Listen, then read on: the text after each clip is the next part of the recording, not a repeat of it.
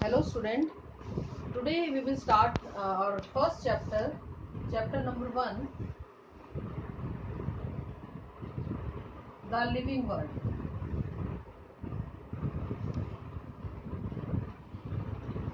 इस चैप्टर के अंदर बेटा हम लोग क्या पढ़ेंगे, लिविंग वर्ल्ड के बारे में पढ़ेंगे। First of all, what do you mean by the term life. Life का मतलब क्या होता है बेटा? लाइफ का मतलब होता है कि धरती पे मिलने वाले वो ऑर्गेनिज्म जिनके अंदर लिविंग ऑर्गेनिज्म वाले कैरेक्टर्स पाए जाते हैं, वो सब के सब क्या होते हैं, धरती पे क्या कहलाएगी, उस चीज को लाइफ हम बोलते हैं। लाइफ जो होती है ये कंटेन करती है लिविंग ऑर्गेनिजम्स को। जितने भी हम और धरती पे बोलेंगे ना लाइफ, इस चीज के अंदर लाइफ है, इसका मतलब उनके पास कोई ना कोई लिविंग ऑर्गेनिज्म प्रेजेंट है। तो ये लिविंग ऑर्गेनिज्म जो होते हैं, इनकी कुछ क्राइटेरियाज दिए गए हैं, इनकी कुछ तरीके हैं जिसमें हम बात करेंगे। कोई भी लिविंग ऑर्गेनिज्म जो होता है वो ग्रोथ को शो करता है, कोई भी लिविंग ऑर्गेनिज्म रिप्रोडक्शन करता है। ठीक है, कोई भी लिविंग ऑर्गेनिज्म जिसको आप ये कहते हैं कि लिविंग ऑर्गेनिज्म है, वो ग्रोथ को शो करेगा और रिप्रोडक्शन भी शो करेगा। इसके अलावा जितने भी लिविंग ऑर्गेनिज्म होते हैं बच्चों, वो मेटाबॉलिज्म को शो करते हैं। ठीक है, वो बर्थ शो करते हैं, वो डेथ शो करते हैं। तो ये एक मोटी मोटी बात है, ये फीचर उनके द्वारा शो किए जाने चाहिए। लेकिन अगर हम लोग बात करते हैं सच में लिविंग ऑर्गेनिज्म की, तो बेसिक कुछ हमने हेडिंग्स दिए हैं जिसके अंदर हम लिविंग ऑर्गेनिज्म की बात करेंगे। और उसके लिए हम लोग हेडिंग स्टडी करते हैं, कैरेक्टरिस्टिक्स ऑफ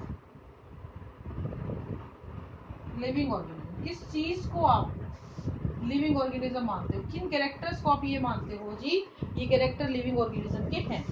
सबसे पहली और इम्पोर्टेंट चीज, जितने भी लिविंग ऑर्गेनिज्म होते हैं, they show they have a organisation.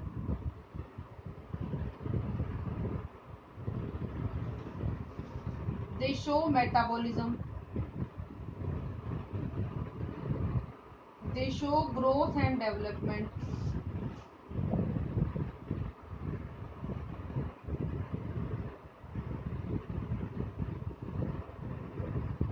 They have homeostasis, they have consciousness. Consciousness होती है, ठीक है, ऑर्गेनाइजेशन होगा, कोई वो मेटाबॉलिज्म शो करेंगे, ग्रोथ और डेवलपमेंट को भी वो शो करेंगे। ठीक है, इस तरीके से होगा। इसके अलावा दे have a definite shape and size.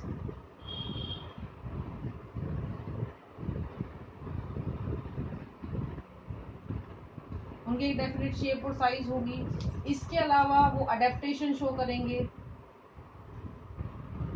वो इवोल्यूशन शो करेंगे, एजिंग शो करेंगे, और फाइनली उनकी डेथ होगी। तो कहने का मतलब है, ये जितने भी कैरेक्टर मैंने यहाँ पर लिखे हैं बच्चों, वो सभी के सभी कैरेक्टर जो होते हैं किसी न किसी लिविंग ऑर्गेनिज्म के द्वारा शो किए जाएंगे। लेकिन अगर एक अल्टीमेट कैरेक्टर माने, हम इन सब में से भी कोई एक कैरेक्टर मानना चाहें, दैट इज मेटाबॉलिज्म। मेटाबॉलिज्म एक ऐसा अल्टीमेट कैरेक्टर है जो कि हर एक लिविंग ऑर्गेनिज्म के द्वारा शो किया जाएगा, चाहे वो एक सिंगल सेल ऑर्गेनिज्म है, चाहे वो मल्टी सेलुलर ऑर्गेनिज्म है, या कोई भी बड़ा ऑर्गेनिज्म है, वो सब के सब किसी न किसी जो है मेटाबॉलिक एक्टिविटी को परफॉर्म करते ही करते हैं, या मेटाबॉलिज्म को शो करते ही करते हैं। अब हम इन सभी कैरेक्टर को एक एक करके डिस्कस करेंगे। फर्स्ट है definite shape and size. Her organism की अपनी अपनी एक डेफिनेट शेप एंड साइज होती है। फॉर एग्जाम्पल मैं आपको बोलूं, इमेजिन ए कैट और ए रैट और ए एलिफेंट और ए ह्यूमन।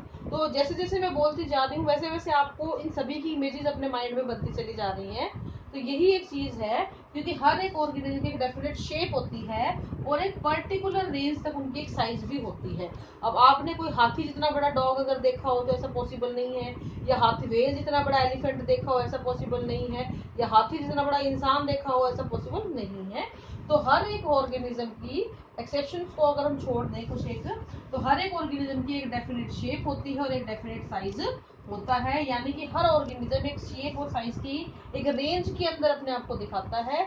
उसको आप बड़ी इजीली इमेजिन कर सकते हो। छोटा बच्चा चीजों को आइडेंटिफाई नहीं कर पाता है, जबकि एक बड़ा ऑर्गेनिज्म जो है वो चीजों को आइडेंटिफाई बड़ा जैसे आप और हम हैं, हम आइडेंटिफाई कर सकते हैं। अगर मैं स्नेक के बारे में बोलूँ तो आपकी तुरंत एक इमेज बन जाती है स्नेक की, मीन्स उसकी डेफिनेट शेप साइज आपको पता है। अगर मैं डॉग के बारे में बोलूँ तो उसकी आपको एक शेप साइज पता लग जाएगी। ऑलमोस्ट एक जैसे होते हैं, लेकिन एक रेंज के अंदर वो रहते हैं। ऐसा नहीं है कि एबनॉर्मली वो बहुत बड़े हो गए या एबनॉर्मली वो बहुत ही छोटे हो गए, ऐसा नहीं होता है। ठीक है बच्चों, अब हम बात करते हैं ऑर्गेनाइजेशन की। ऑर्गेनाइजेशन का मतलब क्या होता है कि हर एक ऑर्गेनिज्म कहीं ना कहीं किसी ना किसी ऑर्गेनाइजेशन से बना हुआ है। जैसे एक संस्था होती है, उसके अंदर बहुत सारे लोग काम कर रहे होते हैं, कोई किसी काम को परफॉर्म कर रहा है, कोई किसी को कर रहा है, कोई किसी को कर रहा है। बिल्कुल ऐसे ही ऑर्गेनाइजेशन किसमें मिलती है, ऑर्गेनिज्म में मिलती है। जैसे कि इसकी शुरुआत कहाँ से होती है बेटा, सेल से होती है। सेल से बनेंगे टिश्यू, टिश्यू से बनेंगे ऑर्गन, ऑर्गन से बनेगा ऑर्गन सिस्टम, और फाइनली इंडिविजुअल। इंडिविजुअल सेल से बनेंगे टिश्यू, टिश्यू से बनेंगे ऑर्गन, ऑर्गन से बनेंगे ऑर्गन सिस्टम, और ऑर्गन सिस्टम से बनेंगे इंडिविजुअल। तो जैसे हम लोग अपनी बात करते हैं तो हमारी भी एक ऑर्गेनाइजेशन है जिसके अंदर हमारी जो बेसिक यूनिट है वो सेल है। और ऐसे ही सेल ने अपने आप को बहुत और कॉम्प्लेक्सली अरेंज किया तो टिश्यू बन गए। बहुत सारे टिश्यू ने अपना काम डिसाइड कर लिया तो वो ऑर्गन बना दिया। और बहुत सारे ऑर्गन जब किसी एक पर्टिकुलर फंक्शन को परफॉर्म करते हैं तो ऑर्गन सिस्टम, जैसे रेस्पिरेटरी, एक्सक्रीटरी, इस तरह के सिस्टम। और फाइनली जब बहुत सारे सिस्टम मिल जाते हैं तो क्या बनता है, इंडिविजुअल बन जाता है। तो हर ऑर्गेनिज्म के पास ऑर्गेनाइजेशन मिलती है। अगर ऑर्गेनिज्म सिर्फ एक सेल का भी होगा ना बेटा, तो उसके पास थोड़े स्मॉल लेवल के काम होंगे, लेकिन वो काम को परफॉर्म करेगा, यानी लेवल ऑर्गेनाइजेशन भी उसके पास मिलेगा। जैसे कि अगर हम सेल की बात करें, एक सिंगल सेल की मैं बात करूं तो रेस्पिरेशन माइटोकॉन्ड्रिया में होता है, फोटोसिंथेसिस जो क्लोरोप्लास्ट में हो रहा है, या बाकी सभी काम जो है उसके लिए सभी सेल ऑर्गेनेलीज प्रेजेंट हैं। ऐसे ही हमारी बॉडी बनी हुई है, एक सिस्टम से बनी हुई है। और इसीलिए ऑर्गेनाइजेशन क्योंकि इनके अंदर मिलता है, इसीलिए ये टर्म जो है इवॉल्व हुई है ऑर्गेनिज्म। ऑर्गेनिज्म इसीलिए बना because they are well organised, वो बहुत ही ज्यादा ऑर्गेनाइज्ड होते हैं, बहुत ही तरीके से उनमें सारे काम हो रहे होते हैं, बहुत ही सिस्टमेटिक वे में वो सारे काम को परफॉर्म कर रहे होते हैं। ठीक है बेटा, अब हम बात करते हैं तीसरा और इम्पोर्टेंट, ग्रोथ एंड डेवलपमेंट। ठीक है, देखो दो चीजें हैं एक जैसी सी दिखती हैं, एक मेजर डिफरेंस है। ग्रोथ जो है ना वो इरिवर्सिबल चेंज है और इंटरेस्टिंग चीज है। डेवलपमेंट जो आपके आसपास के वातावरण के हिसाब से आप में बदलाव आते हैं वो आपका डेवलपमेंट होता है। ठीक है, तो ये इंटरनली ऑपरेट होता है और ये एक्सटर्नली ऑपरेट होता है। तो ग्रोथ क्या है, it is an intrinsic irreversible, it is an intrinsic irreversible change in the size of cell, tissue, organ and organs। ठीक है, तो ये चीज इसके अंदर आपको देखने को मिलेंगी। और अगर मैं कहूँ कि ग्रोथ के अंदर बदलाव किस चीज में आता है, तो वो आपका मास हो सकता है, वो आपका साइटोप्लाज्मिक कंटेंट हो सकता है, वो आपका वेट हो सकता है, वो नंबर ऑफ सेल हो सकती है, नंबर ऑफ सेल।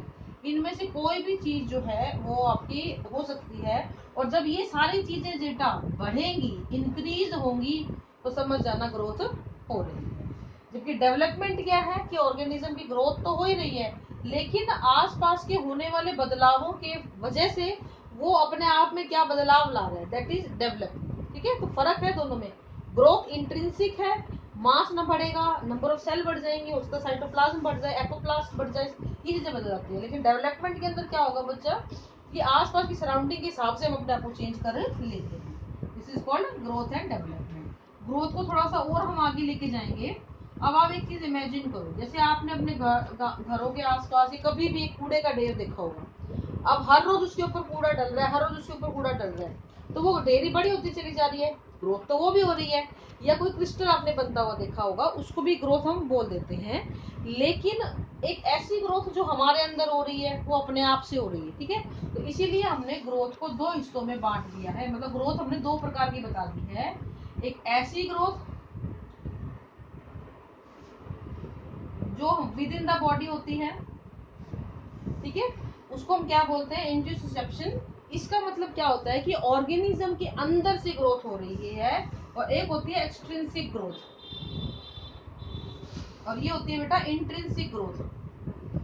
ठीक है, एक्सट्रिंसिक ग्रोथ और इंट्रिंसिक ग्रोथ। इंट्रोसेप्शन का मतलब क्या हुआ कि एक ऑर्गेनिज्म है जिसके खुद के अंदर साइटोप्लाज्मिक कंटेंट बढ़ गया, नंबर ऑफ सेल बढ़ गई, मास बढ़ गया, वो इंटरनली ग्रोथ कर रहा है, अंदर से उसके अंदर ग्रोथ हो रही है, अपने आप से हो रही है। जैसे आप लोग हो, आप अपने आप को देखते हो, आज से 10 साल पहले क्या आप इतनी हाइट के थे? नहीं, बड़े हुई है ना आपकी हाइट। तो टाइम के साथ साथ जो आपकी ग्रोथ में इंक्रीज हाइट में इंक्रीज आ रहा है, वो कैसी ग्रोथ है? इंट्रिंसिक ग्रोथ है, जो इंटरनली ग्रोथ हो रही है। और एक्सट्रिंसिक ग्रोथ का एग्जांपल आप ऐसे मान सकते हो, जैसे मैंने अभी आपको एग्जांपल दिया, क्रिस्टल फॉर्मेशन अगर आपने कभी देखा हो, तो क्रिस्टल फॉर्मेशन में बाहर से चीजें जुड़ती चली जाती हैं और चीज का साइज बढ़ता चला जाता है, that is extrinsic growth, where the interception is the intrinsic growth. ठीक है बेटा, तो आज के लिए इतना है। नेक्स्ट लेक्चर में हम और चीजों को डिस्कशन करेंगे धीरे धीरे करके। अभी शुरुआती लेक्चर है, इंट्रोडक्शन है चैप्टर का ये, और आप इसको रीड करेंगे, एनसीईआरटी आप इसको फॉलो करेंगे यहाँ पे, और आपको कोई भी दिक्कत होगी तो उसको हम डिस्कस करेंगे क्लासेस के अंदर। ठीक है, thank you and have a nice day.